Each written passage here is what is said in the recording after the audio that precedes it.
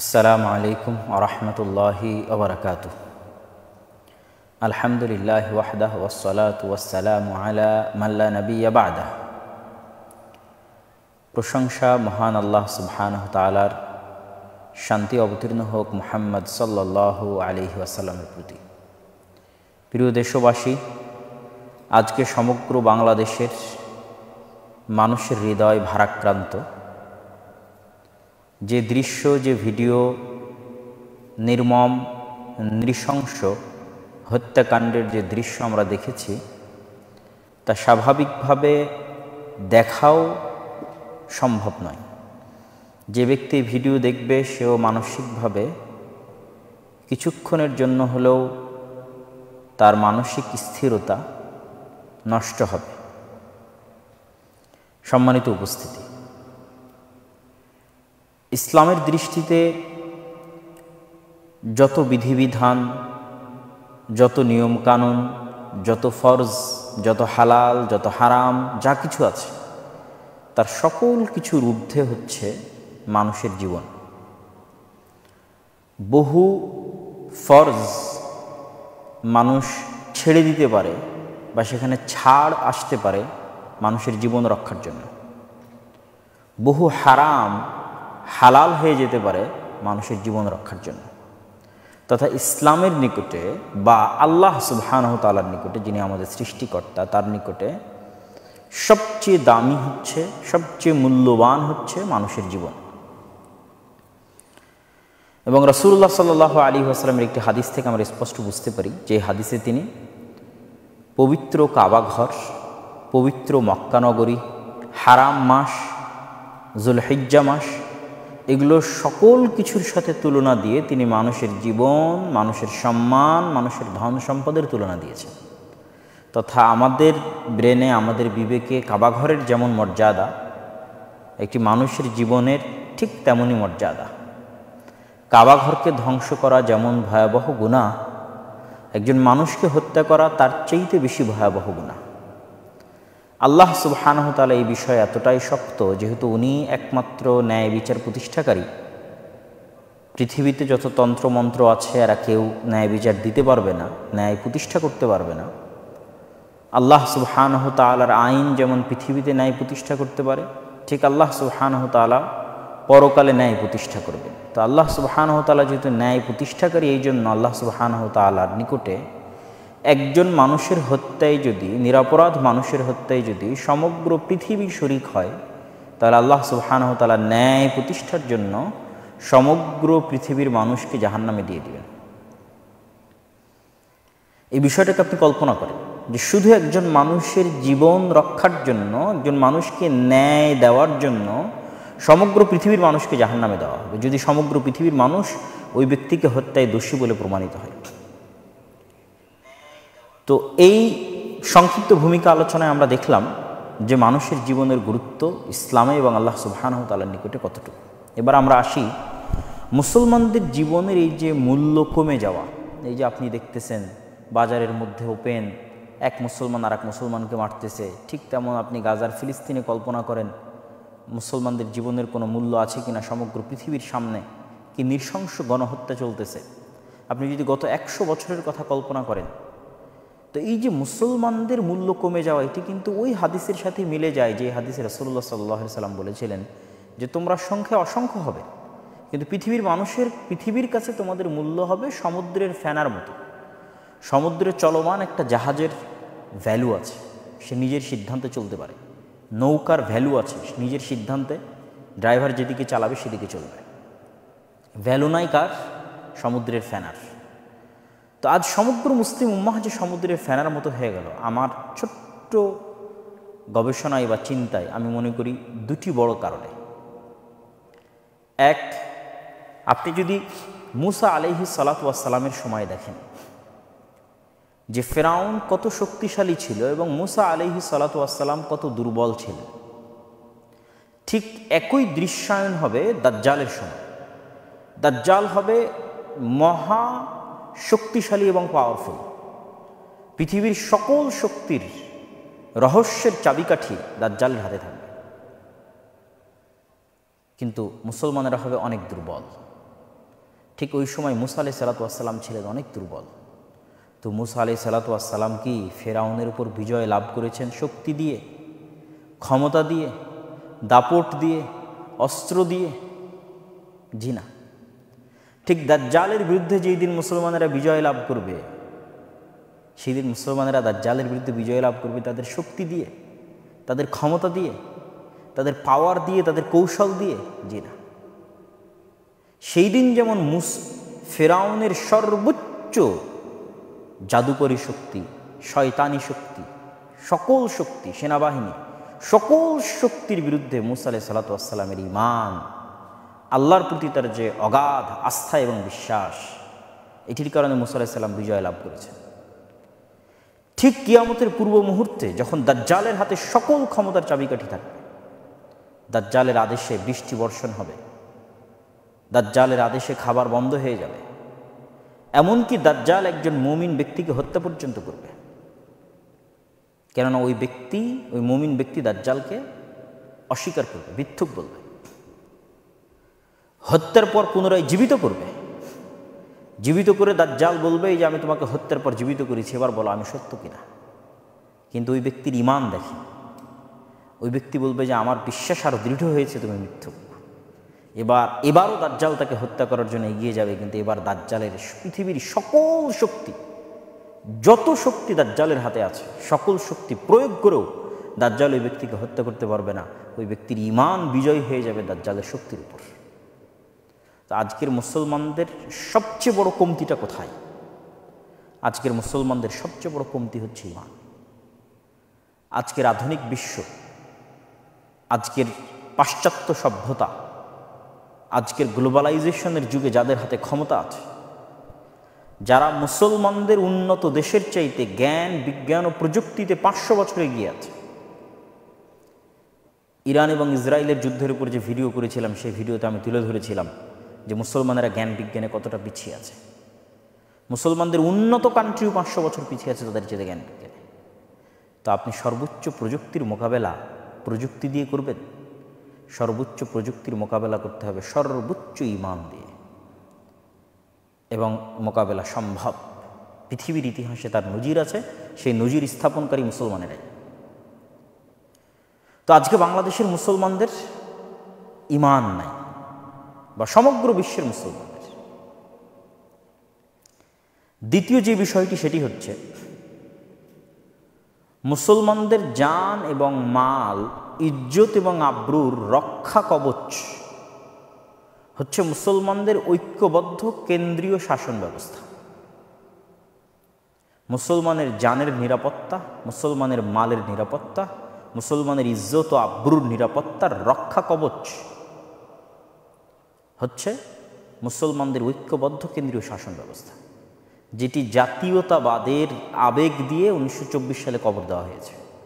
আরব জাতীয়তাবাদ এবং তুর্কি জাতীয়তাবাদ, এই দুই জাতীয়তাবাদের দ্বন্দ্বে খেলাফতের কবর হয়েছে, পতন হয়েছে 1924-এ। তো আজকের আধুনিক বিশ্বে যত তন্ত্রমন্ত্র আছে, প্রত্যেকটা তন্ত্রমন্ত্র তৈরি করা হয়েছে যেন মুসলমানদের ঐক্যবদ্ধ কেন্দ্রীয় শাসন ব্যবস্থা প্রতিষ্ঠিত না হয়, এই উদ্দেশ্যে। এই জন্য আল্লামা ইকবাল তার কবিতার মধ্যে বলেছেন कि আজকের আধুনিক যুগের আজরেরা তারা শোয়ে হ্যাঁ সানাম আওর। আজকের আধুনিক যুগের আজর, যেমন ইব্রাহিম আলাইহিস সালাতু ওয়াস সালামের পিতা আজর মূর্তি তৈরি করতেন, আধুনিক যুগের আজরেরা তৈরি করেছে নতুন নতুন মূর্তি। ইনসার এ খুদাও মে বড়া সবসে ওয়াতান হ্যাঁ। আধুনিক যুগের যতগুলো মূর্তি আছে, এই মূর্তির মধ্যে সবচেয়ে বড় মূর্তি হচ্ছে জাতীয়তাবাদ। তারপরে ধীরে ধীরে সমাজতন্ত্র, গণতন্ত্র যা আছে, ধর্মনিরপেক্ষ মতবাদ, সেকুলারিজম, এগুলো প্রত্যেকটা এক একটা মূর্তি।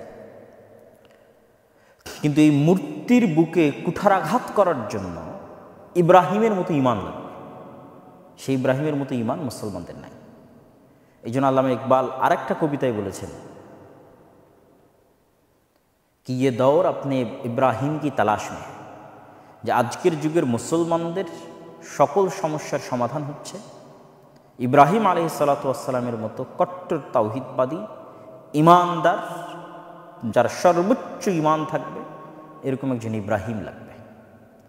যে এই নতুন যুগের যে মূর্তি আছে মূর্তিগুলোর বুকে কুঠারাঘাত করতে পারবে, আধুনিক যুগের যে মূর্তি আছে এই মূর্তিগুলোর বুকে।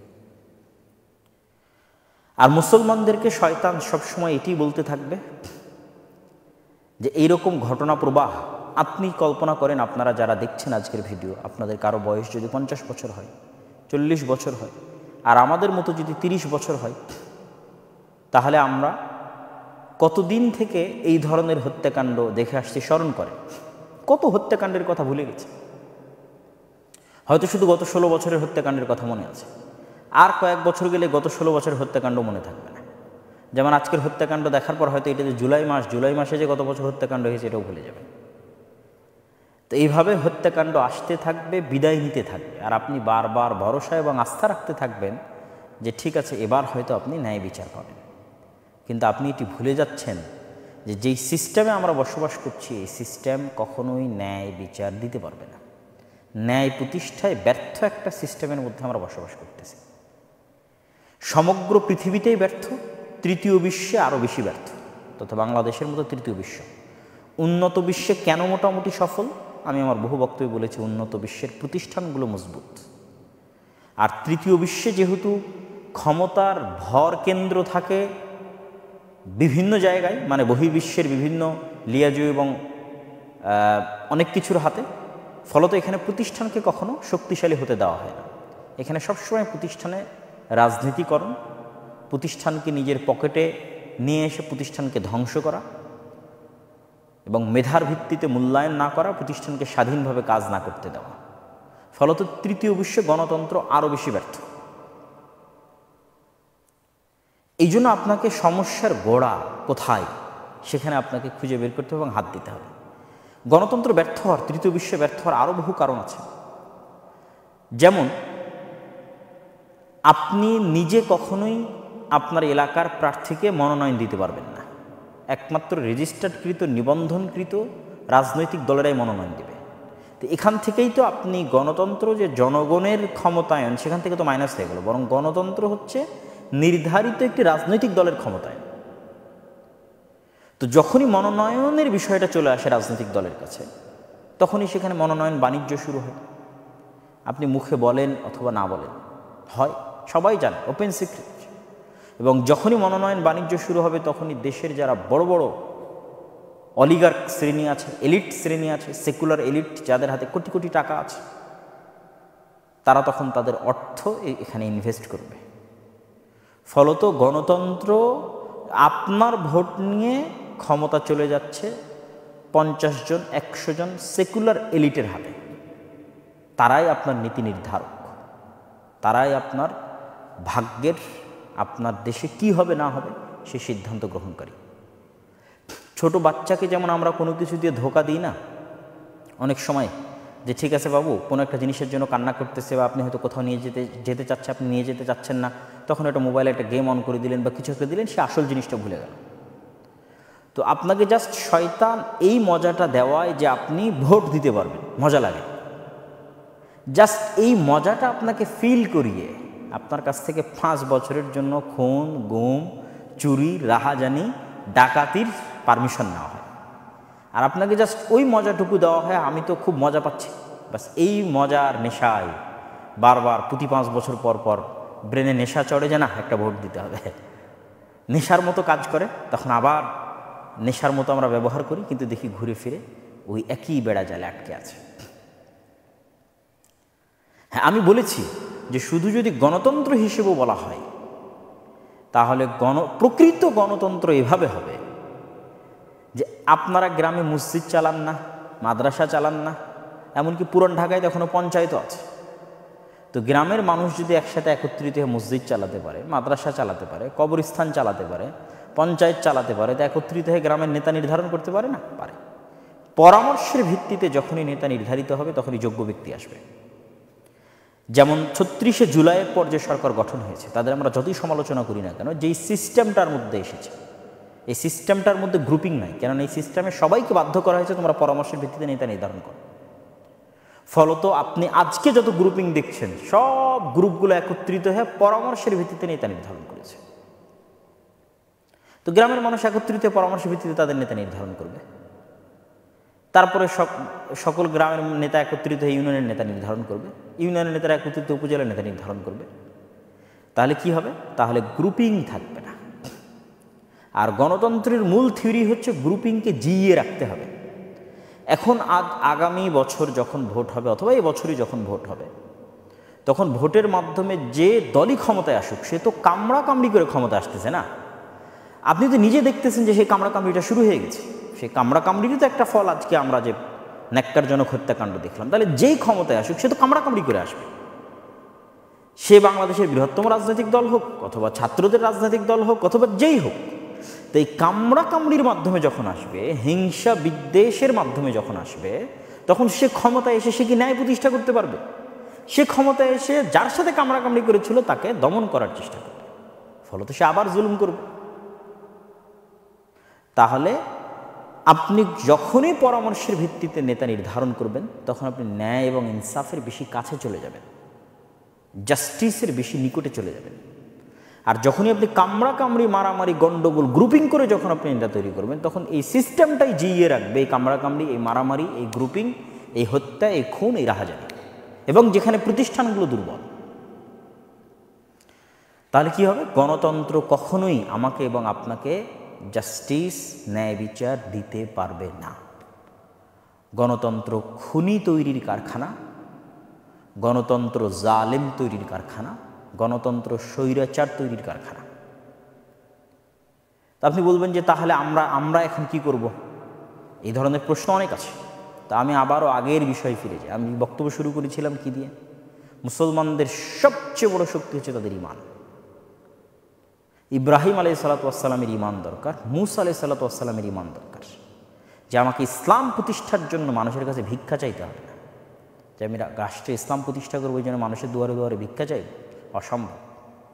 ইসলাম তার নিজ শান এবং শওকত অনুযায়ী প্রতিষ্ঠা হবে, এবং হবেই হবে ইনশাআল্লাহ।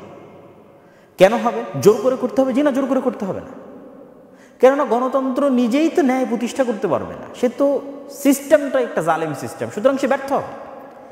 আজ অথবা কাল পরিপূর্ণরূপে গণতন্ত্রকে ব্যর্থ হতে হবে। আপনি লিখে রাখেন, টুডে অর টুমরো গণতন্ত্র কলাপস করবে। এবং ৩৬শে জুলাই গণতন্ত্র আইসিইউতে ছিল, গণতান্ত্রিক সিস্টেম আইসিইউতে ছিল। এই জন্য ডেলিভারি ডেটের আগেই বাচ্চা সিজার হয়ে গেছে। মানে যেই ডেটে বাংলাদেশের বাংলাদেশের ডেলিভারি হওয়ার কথা ছিল, অন্তত আরও 5 বছর 10 বছর, তো সেই ডেলিভারি ডেট আসার আগেই বাচ্চা কি হয়েছে, সময় আসার আগেই সিজার হয়ে গেছে। কেন? আইসিইউতে যে সিস্টেম আছে, ওই সিস্টেম যদি আর 1-2 দিন কন্টিনিউ করে, তাহলে তো এই সিস্টেমটা মারা যাবে, আইসিইউতে মারা যাবে।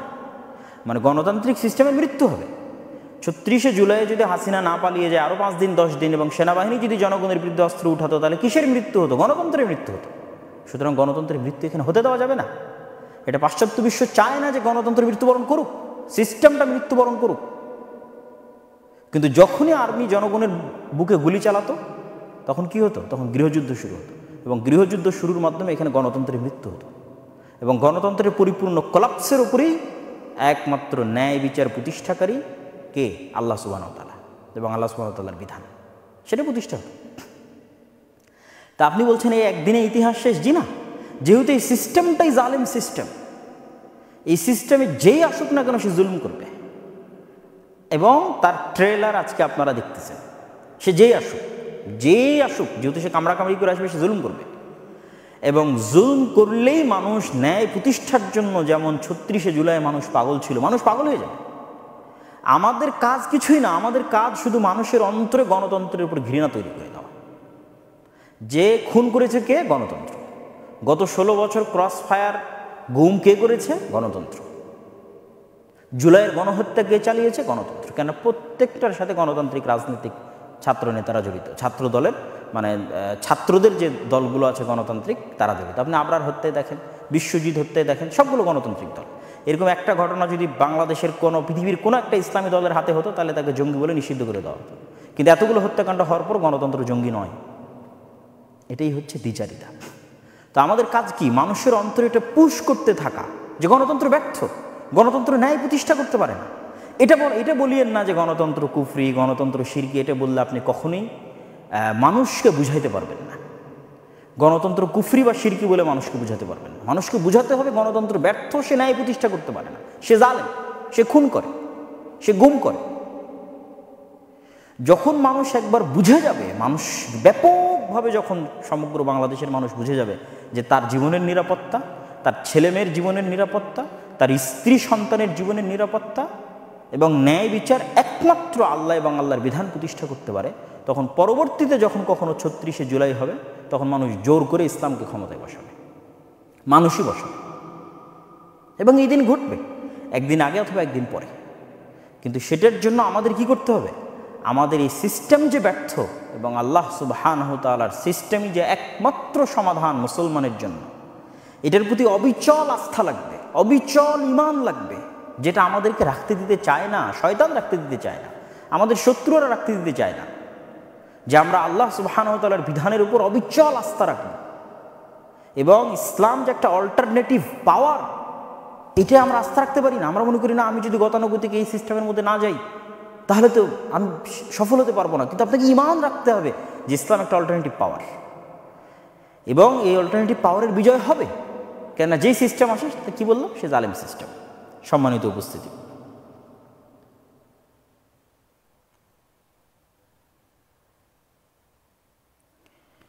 আমি আমার বক্তব্যের শেষের দিকে চলে আসতেছি। তো গত ১৩০০ বছরে, গত ১৪০০ বছরের এবং ইসলামী খেলাফতের পতনের যে ১৩০০ বছর পূর্বে, সেই ১৩০০ বছরে কত মুসলমান মারা গেছে এবং মৃত্যু হয়েছে সেটির একটা জরিপ করা উচিত। আর গত ১০০ বছরে নিজেদের মধ্যে মারামারি করে আর অন্যের আক্রমণে কত মুসলমান মারা গেছে সেটার জরিপ করা উচিত। তাহলে আপনি বুঝবেন যে আপনার জীবনের রক্ষা কবচ কোথায় এবং সেটার উপর আপনার ঈমান বাড়বে এবং আপনি সামনের দিকে আগাতে পারবেন। আল্লাহ সুবহানাহু ওয়া তাআলা মুসলমানদের ঈমানকে মজবুত করুক। সর্বোচ্চ প্রযুক্তির মোকাবেলা সর্বোচ্চ ঈমান দিয়ে করতে হবে। মুসার ঈমান, ইব্রাহিমের ঈমান, দাজ্জালের সামনে দাঁড়িয়ে থাকা ওই যুবকের ঈমান, যাকে দাজ্জাল হত্যা করে জীবিত করবে এবং সেই ঈমানের উপর অটল থাকবে। আর দাজ্জালের সকল শক্তি এবং পাওয়ার ব্যর্থ হবে। ঈসা আলাইহিস সালাতু ওয়াস সালামের ঈমান, মুহাম্মদ সাল্লাল্লাহু আলাইহি ওয়াসাল্লামের ঈমান, আল্লাহর দ্বীনের উপর, এবং মানুষকে এটা বলতে থাকা যে তোমরা তোমাদের ঈমানকে মজবুত করো এবং আল্লাহ সুবহানাহু ওয়া তাআলার দ্বীনের মধ্যে, আল্লাহ সুবহানাহু ওয়া তাআলার বিধানের মধ্যেই তোমাদের জীবন আছে। আপনি আশ্চর্য হবেন, আল্লাহ কিসাসকে বলেছে যে জীবন, মানে আমরা যদি বাঁচতে চাই তাহলে আল্লাহর বিধান লাগবে। আল্লাহ বলছেন যে আল্লাহর বিধানে তোমাদের জীবন আছে, ওয়ালাকুম ফিল কিসাসি হায়া। আমরা যদি বাঁচতে চাই, আমাদের সমাজকে যদি বাঁচাতে চাই, তাহলে আল্লাহ সুবহানাহু ওয়া তাআলা এবং আল্লাহ সুবহানাহু ওয়া তাআলার বিধান ছাড়া দ্বিতীয় কোনো রাস্তা নেই। আল্লাহ সুবহানাহু ওয়া তাআলা আমাদের দেশের জনগণকে যত দ্রুত এটা বুঝার তৌফিক দিবে, আমরা দাঈ ইলাল্লাহ যত দ্রুত মানুষকে এটার দিকে আহ্বান করতে পারবো এবং বুঝাতে পারবো, ততই এই জাতির কল্যাণ আছে এবং মুক্তি আছে। আল্লাহ আমাদের তৌফিক দান করুক। আল্লাহুম্মা আমিন। ওয়া আখিরু দাওয়ানা আনিল হামদুলিল্লাহি রাব্বিল আলামিন। আসসালামু আলাইকুম ওয়া রাহমাতুল্লাহি ওয়া বারাকাতুহু।